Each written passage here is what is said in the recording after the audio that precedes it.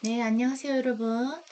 지난 시간에 이어서 생활 습관병 질환 중에 당뇨병, 다이아비츠 들어가겠습니다. 우리 몸은 음식물을 섭취해서 영양소를 공급받고 소화 흡수 과정을 거쳐서 영양소의 분해 산물인 포도당이 혈액을 통해서 온몸의 세포에 전달되어 에너지원으로 사용됩니다. 이런 과정을 우리가 당질 대사라고 합니다. 당뇨병은 인슐린 작용의 부족에 의해서 만성 고혈당증이 특징적인 대사 장애이고요. 인슐린의 수요와 공급이 서로 맞지 않는 불균형 상태를 말합니다. 현대에서 가장 중요한 만성 질환 질병으로 특히 선진국일수록 발생 빈도가 높다고 알려져 있습니다. 당뇨병이 사망의 직접적인 원인은 아니라 할지라도 실명, 심부전, 비외상성 하지절단, 관상동맥 질환과 뇌졸중이 증가하는 주요 원인이 되어서 영구적인 불구를 초래할 수도 있습니다. 우리나라 당뇨병 인구는 평균 수명의 연장과 비만 인구 증가 등으로 인해서 점점 증가 추세에 있습니다. 당뇨병의 원인으로는 당뇨병은 이 췌장에서 만들어지는 인슐린 분비량이 부족하거나 정상적인 기능이 이루어지지 않아서 발생합니다. 그래서 그 원인을 규명하기 위한 연구가 활발히 진행되고 있는데요. 보통은 그 주 원인이 다음과 같습니다.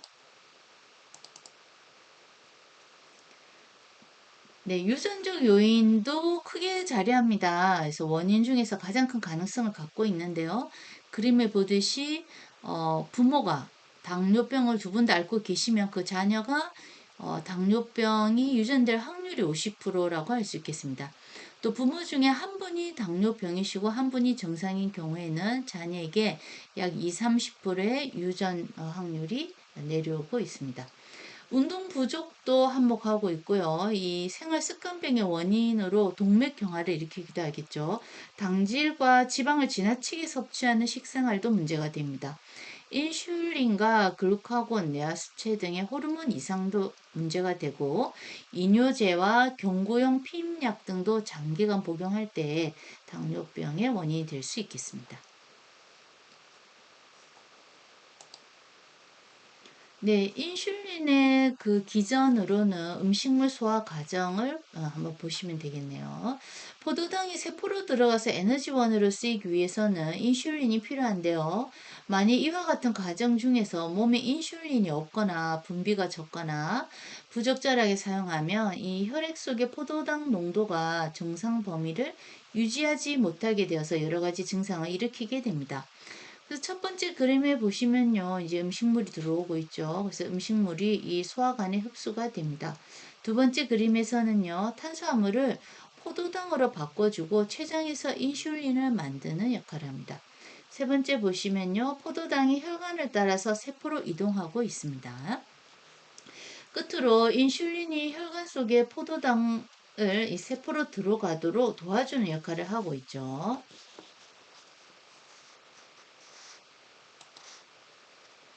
네, 제1형 당뇨병, 이 인슐린 의존형 당뇨병이라고 할 수 있고요. 소아형 당뇨병이라고도 할 수 있겠습니다. 이 당뇨병은 혈액 속에 당 성분이 증가되면서 대사 장애를 가지는 질환입니다. 그래서 췌장에서 만들어지는 인슐린이 절대적, 상대적으로 부족하거나 이 조직 내 작용이 되지 않아서 혈중에 당 성분이 많아지는 것이죠. 그래서 당뇨병 발병 원인과 특성은 이렇게 다음과 같은데요. 먼저 제1형 당뇨병, 인슐린 분비의 절대적 결핍으로 발생합니다. 그래서 당뇨병 환자의 약 10%가 이렇게 해당되고 유전적 요인과 바이러스 감염 또는 다른 환경적 인자들과 연관이 있습니다. 제1형 당뇨병 환자들은 생명을 유지하기 위해서 인슐린 치료를 필요로 하고 주로 20세 이하의 어린 연령층에서 발생하기 때문에 이것을 소아형 당뇨병이라고도 합니다. 인슐린 투여로 치료가 가능하긴 한데 급성 형태가 많고 또 특이하게 여아에게 발생 빈도가 높은 것으로 나타나 있습니다. 성인보다는 어린이에게 증상이 심하게 나타난다고 할 수 있겠습니다. 제2형 당뇨병, 인슐린 비의존형 당뇨병이고요. 성인형 당뇨병이라고 할 수 있습니다. 인슐린 결핍이나 포도당 요구에 대한 지연 반응으로 발생하는 것으로 식사요법과 운동요법으로 또 체중을 줄이게 되면 50에서 80%는 치유가 가능하기 때문에 인슐린을 맞지 않아도 생명에 아무 지장이 없을 정도입니다. 그래서 이것을 인슐린 비의존형 당뇨병이라고도 합니다. 당뇨 환자의 90% 정도가 보통 제2형 당뇨병이므로 약 80%가량은 자기 자신이 당뇨병인지 모르고 있는 경우가 많습니다. 40세 이후에 주로 발생하기 때문에 성인형 당뇨병이라고 합니다. 여기에는 운동 부족, 과식, 스트레스 등으로 말초 부위에서 인슐린에 대한 감수성이 둔화되어 이 당대사의 장애가 오랜 기간을 두고 발병한 경우라고 할 수 있겠습니다. 네, 이제 그림에서 보시는 게 이 당뇨병 유형을 비교하고 있는 것입니다. 좀 전에 말씀드린 1형 당뇨병, 2형 당뇨병인데요. 다시 보시면 이 1형 당뇨병은 췌장 기능이 떨어져서 인슐린 분비가 거의 안 되고 있고 2형 당뇨병은 인슐린은 정상 분비가 되는데 비만 등의 이유로 인슐린 저항성이 생겨서 인슐린이 제대로 작동을 못하고 있는 경우입니다. 뒤에서 다시 설명드리겠지만 1.5형 당뇨병이 있습니다. 인슐린이 잘 안 나옵니다. 인슐린 저항성이 있어서 나오는 것도 제대로 작용하지가 못합니다. 인슐린 분비나 작용에 문제가 생겨서 혈당치를 낮추지 못하는 것이라고 할 수 있겠습니다. 네, 이제 앞에 그림에 말씀드렸던 다시 제 1.5형 당뇨병으로 돌아오면요. 췌장 기능이 떨어져서 인슐린 분비가 안 되는 1형, 복부 비만, 고혈압 등으로 인슐린 저항이 높은 2형, 이런 특징을 골고루 갖고 있는 당뇨병을 말합니다. 아시아인에게 특히 많고요. 현재 국내 당뇨병 환자의 15에서 20%를 차지하는 것으로 추정합니다. 소화기, 청소년기에 단백질은 적게, 당분은 많이 섭취해서 췌장의 베타세포가 기능을 점차 잃어서 발생하는 것입니다. 임신성 당뇨병도 있습니다. 임신 중에 처음 발견되었거나 임신과 함께 생긴 당 조절 이상을 말하고요. 임신 전 진단된 당뇨병과는 또 구분이 됩니다. 임산부의 약 2, 3%가 발병하고 있고 대부분 출산 후에는 다시 정상화 상태로 돌아옵니다. 산모가 비만인 경우, 고혈압이 있거나 요당이 나오는 경우에는 보통 임신 24주에서 28주에 간단한 임신성 당뇨병 검사를 받아야 합니다. 영양실조 당뇨병도 있습니다. 췌장 질환, 내분비 질환, 특정한 약물, 화학물질, 인슐린 혹은 인슐린 수용체 이상이 있거나 유전적인 증후군에 의해서도 당뇨병이 유발되는 경우라고 할 수 있겠습니다. 네, 이제 표에서 보시는 건 이 진단이 정상이냐, 당뇨병이냐, 내당능 장애냐, 공복혈당 장애냐, 이런 것들을 수치로 나타내주고 있습니다. 이 내당능 장애, IGT란 혈당이 정상보다 높으나 당뇨병으로 진단할 만큼 높지 않고요. 또 내당능 장애가 있는 환자는 당뇨가 나타날 수도 있고요. 나타나지 않을 수도 있는 그러한 상태를 말하겠습니다. 이 당뇨병의 증상과 징후는요, 건강한 사람이 어쨌든 신체 검사를 통해서 갑자기 당뇨병 진단을 받기도 하고, 실제 이 당뇨병 환자 20% 정도는 특별한 증상을 나타내지 않기도 합니다. 심한 공복감이나 체중 감소, 소변량 증가 등, 또 물을 평소보다 많이 마시면서 당뇨병을 의심하시는 경우가 많고요. 아래 내용 중에는 혈당치가 2번 이상 확인되면 당뇨병으로 진단한다라고 되어 있는데, 평상시 혈당 수치가 200mg 이상인 경우, 또 8시간 공복 상태에서도 혈당이 126mg 이상인 경우, 75g의 포도당을 마신 후 2시간째 혈당이 200mg 이상인 경우, 또 만성 폐쇄성 폐질환 환자는 대교오염과 고령화로 인해서 증가하고 있는 추세이죠. 그래서 세계보건기구에서 발표처럼 2020년의 사망 원인 3위가 바로 당뇨병이 될 것이다. 이렇게 말하고 있습니다. 이 당뇨병 자가혈당 측정에서는요, 최근 자가혈당 측정기가 잘 보급되어 있습니다. 그래서 당뇨병 환자들의 혁신인데요. 이거 구입도 아주 쉽죠. 그래서 심지어는 이 쿠팡이나 온라인 홈쇼핑 이런 사이트에서도 이 당뇨병 자가혈당 측정기를 판매를 하고 있습니다. 검사 결과가 인슐린이나 경구용 혈당 하강제 용량, 또 운동이나 식이요법 조정에 사용되고요. 정확하게 측정하도록 주의사항 등이 잘 적혀 있죠. 그 매뉴얼에 따라서 하시면 되겠습니다. 제 그림에 보이시는 것은 일반적인 이 측정기인데요. 혈당계 시험지, 체열침, 체열기, 알코올성 이런 것들을 준비해서 혈당계 시험지를 삽입하죠. 알코올솜으로 부위를 소독하고 체열기로 찌르게 됩니다. 시험지 끝부분에 혈액이 닿게 해서 흡수시켜서 혈당 수치를 확인하기도 합니다.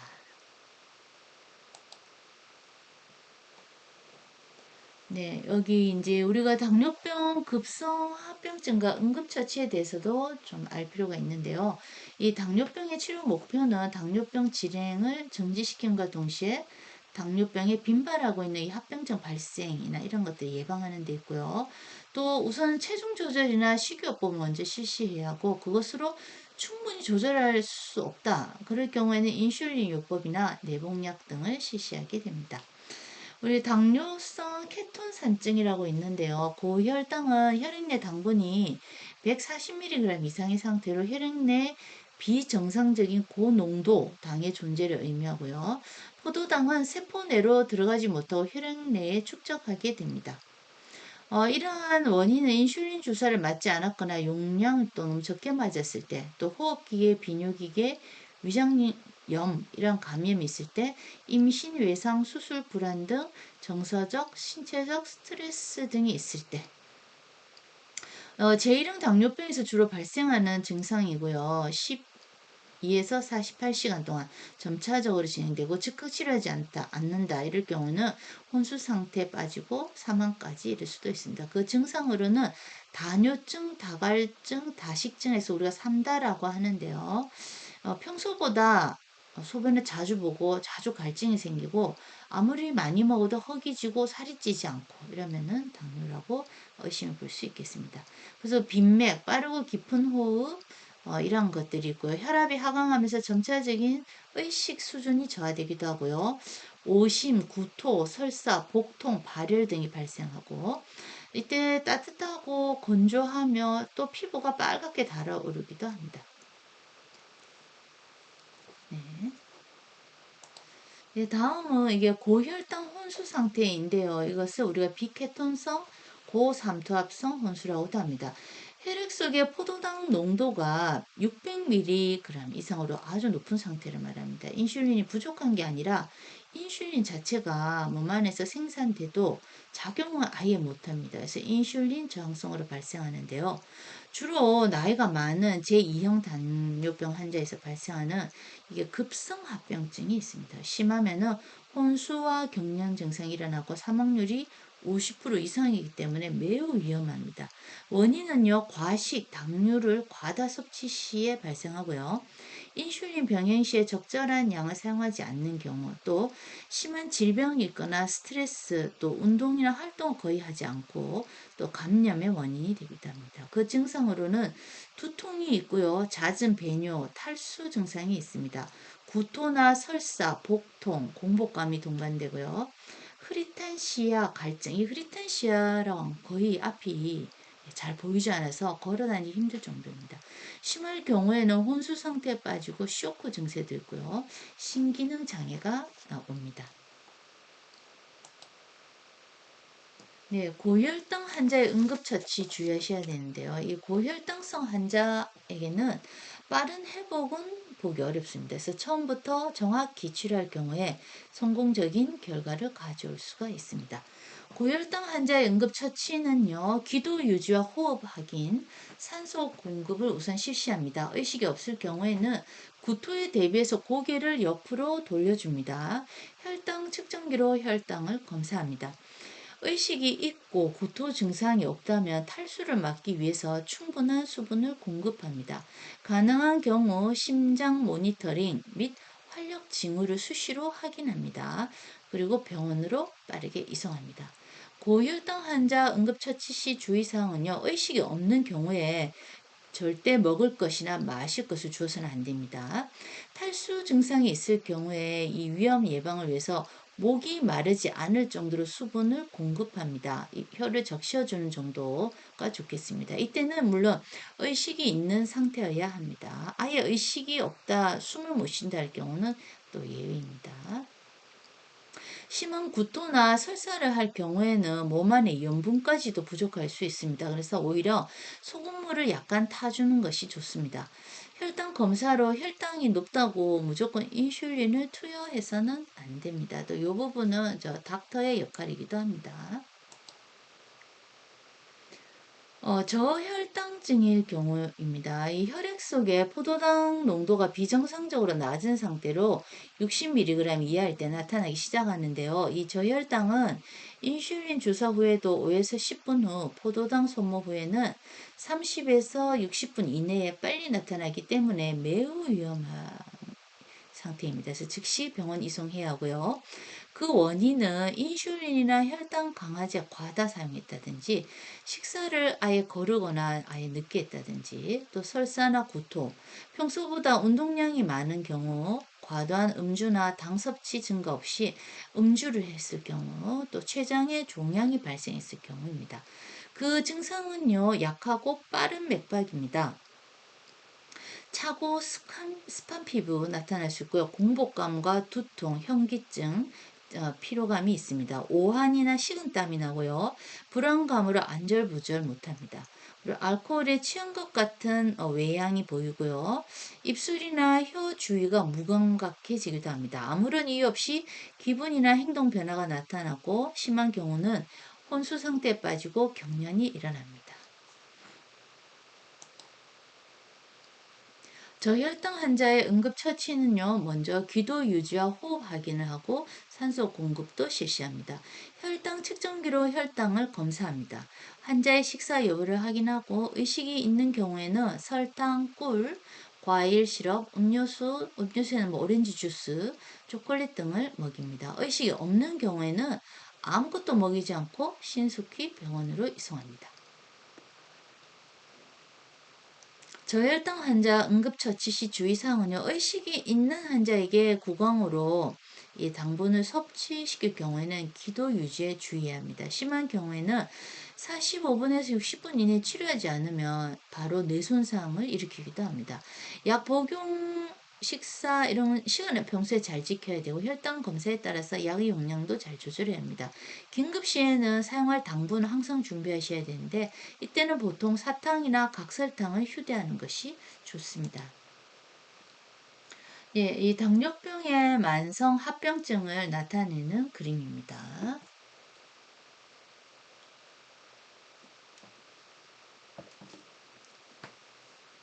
당뇨병 환자에게 흔히 발생하는 만성 합병증은 크게 혈관병변, 신경병증, 족부병변, 피부병변 이렇게 나눌 수도 있고요. 그 중에서도 미세혈관 장애는 눈과 신장이 가장 심각하게 영향을 받습니다. 그렇기 때문에 정상 혈당 수준의 유지와 규칙적인 운동 프로그램, 식이요법, 정기적인 검사를 통해서 만성 합병증 예방에 노력해야 합니다. 이 관상동맥 질환 사망률 2배 이상으로 높고요. 동맥경화증 진행을 촉진시키기도 합니다. 뇌혈관 및 말초혈관 질환이 오는데요. 이때 기절하거나 마비가 오거나 간헐적인 파행증이 나타납니다. 시야 흐림이 오면서 백내장, 당뇨성 망막증, 시력상실 등이 나타납니다. 신병증에는 당백뇨부터 말기 신부전증까지 다양하고요. 말초신경질환에는 하지가 무감각하거나 저림, 다리 저림이 오고 심한 통증이 옵니다. 자율신경병증에는 기립성 저혈압과 졸도가 일어나고요. 설사라거나 배뇨 곤란, 발기부전이 동반되기도 합니다.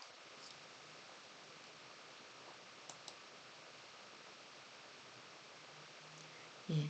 우리가 당뇨병 합병증의 예방법으로는 일단 당뇨병은 완치보다는 혈당의 조절이 중요합니다. 그래서 합병증 발생을 뭐 예방하고 더 악화되지 않게 하기 위해서 중요한 것은 자신의 생활 방식이나 주변 환경에서 당뇨를 악화시키는 요인을 찾아보는 것이 중요하겠습니다.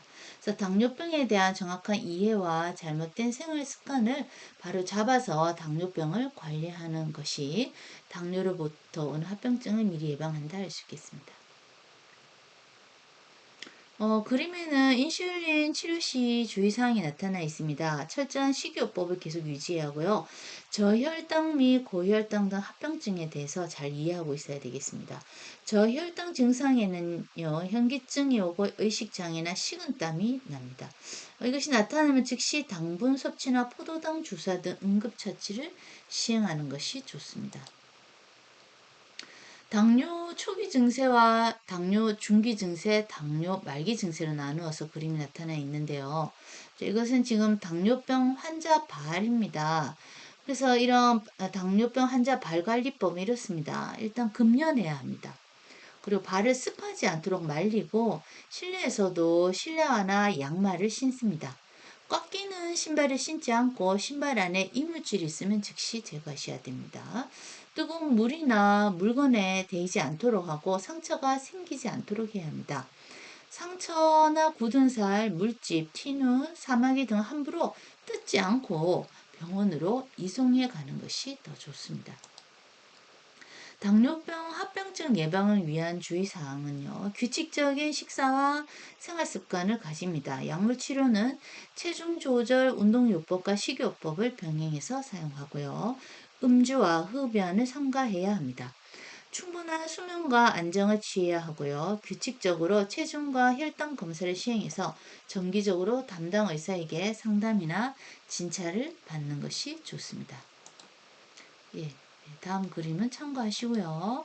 아무 증상이 없어도 이 고지혈증 검사가 필요한 경우가 있는데요. 45세 이상 남성과 55세 이상의 여성이라고 할 수 있겠습니다. 그리고 고혈압과 당뇨병이 있는 사람, 또 조기 폐경 후에 여성 호르몬제를 복용하지 않는 여성, 담배를 피우고 술을 많이 마시는 사람, 심혈관 질환의 가족력이 있는 사람, 이런 분들은 고지혈증 검사가 필요하겠습니다. 이 고지혈증은 혈액 내로 흡수된 지방이 단백질과 결합해서 물에 용해된 형태로 리버단액으로 되는데요. 이것을 혈청지질이라고 합니다. 콜레스테롤과 중성지방이 대표적입니다.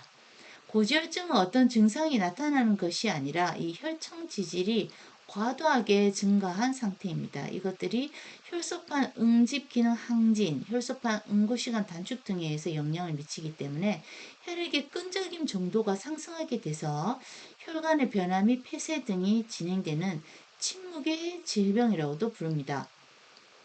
이러한 변화로 뇌경색, 심근경색 등을 일으켜서 사망의 직접 원인이 되기도 하고 협심증, 심근경색, 뇌졸중, 동맥경화증, 지방간, 췌장염의 주범이 되기도 합니다. 최근에는 이 비정상적인 혈액 내 지질 상태를 이상 지질 혈증으로 정의하기도 합니다.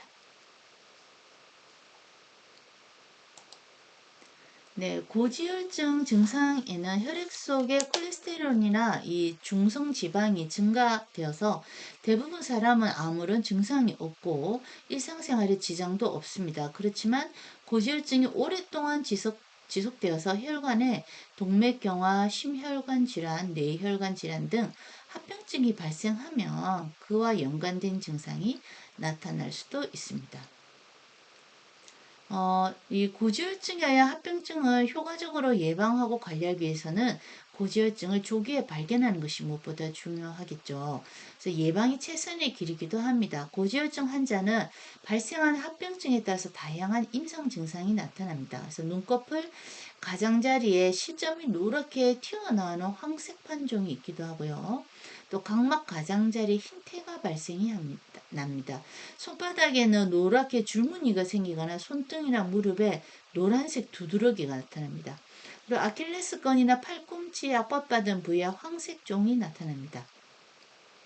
췌장염이 발생하면 그 증상으로 복통이 바로 나타납니다. 그림에는 정상적인 LDL 콜레스테롤이 조직세포 내로 흡수된 것을 보여주고 있는데요. 조직세포 내에 있던 HDL이 조직세포 내로 흡수된 콜레스테롤을 제거하죠. 그래서 이 콜레스테롤이 많아지면 LDL이 많아지게 되는데요. 이 조직세포 내로 콜레스테롤이 흡수가 되지 못함으로 인해서 이 포식세포, 에게 잡아먹히게 됩니다. 그래서 LDL로 가득 찬 대식세포는 혈관 내막에 쌓이게 되겠죠. 지방 침전물이 생성됩니다. 지방 침전물이 쌓여서 혈관이 좁아지면 혈액이 잘 통과하지 못합니다. 혈액이 좁아진 혈관을 통과하면서 지방 침전물 내막에 손상을 입혀서 점차 피떡이 쌓이게 되는데요. 점점 혈관이 이렇게 막히게 되면 혈액 흐름이 차단이 됩니다. 혈액이 공급되지 않으면 조직이 결국 죽게 되죠. 그래서 여기에 이제 LDL 콜레스테롤 수치가 높은 것은 위험하다고 할 수 있겠습니다. 네, 다음 설명은 자, 네, 그래서 여기서 이제 마무리를 하고자 하는데요. 만보 걷는과 같은 칼로리를 소모하는 운동이 참 중요하다 하겠습니다. 그래서 가벼운 조깅 50분, 고정 자전거 타기 60분, 야구 놀이 50분, 체조 60분, 줄넘기 30분, 수영 30분. 이러한 것들은 1시간 반 동안 만보 걷기와 같은 효과라고 할 수 있겠습니다. 자, 여러분 여기서 마치겠습니다. 고생하셨습니다.